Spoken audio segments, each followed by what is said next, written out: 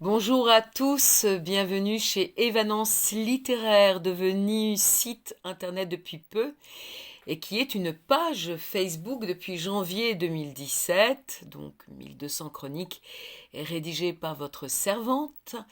Je ne sais combien d'éditeurs et d'auteurs que je remercie véritablement pour leur confiance renouvelée pendant toutes ces années. Merci infiniment. Je vais vous lire une chronique rédigée le 13 août 2023, qui est donc ma propriété intellectuelle, concernant De chair et d'os de Dolores Redondo, paru le 28 janvier 2021 aux éditions Folio Policier, 608 pages, traduites à l'origine par Anne Plantagenet. Donc, Trilogie du Bastam, tome 2. De chair et d'os, une enquête de l'inspectrice Amaya Salazar. Des citations. Cet homme n'a-t-il donc pas conscience de son travail, qu'il chante en creusant sa tombe? Hamlet, William Shakespeare.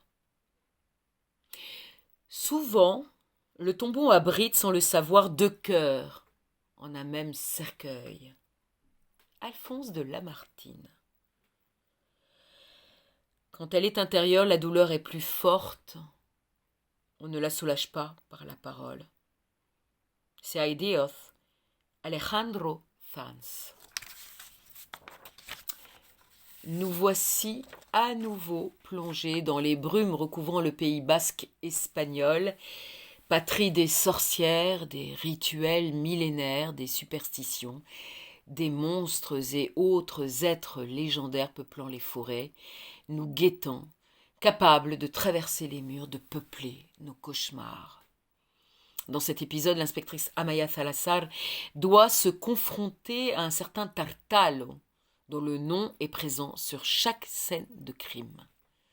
Alors que tout va bien dans son couple, qu'un petit Ibai est né enfin, Amaya doit résoudre l'énigme de ces meurtres ultra-violents perpétrés par des hommes sur leurs compagnes, exécution liée à ce personnage de conte désenchanté dont le nom est gravé ou tracé avec le sang des victimes.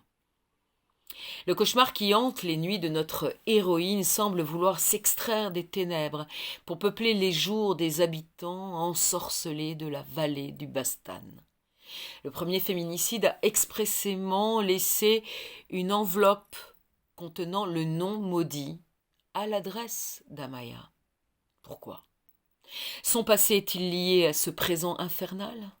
L'ombre étouffante et terrifiante de sa mère plane-t-elle encore sur ce dossier? Ou l'inspectrice est-elle devenue paranoïaque et obsessionnelle? Aujourd'hui, sa mission est d'autant plus vitale qu'elle et son mari ont charge de vie en la personne de leur fils. Un opus remarquable, encore une fois. Une ambiance de fin du monde, crépusculaire, maléfique, un style littéraire magnifique, créant une atmosphère onirique, lyrique, capable de basculer soudain en film d'action. L'autrice est passée maîtresse pour mêler un scénario policier très contemporain à un thriller sombre, psychologique, digne d'un Stephen King en Pays basque. Les fantômes d'hier, les entités damnées murmurent à nos oreilles. C'est du grand art. Je suis une fan absolue de cette écrivaine et de son univers très particulier. Bientôt, la chronique du 3e opus.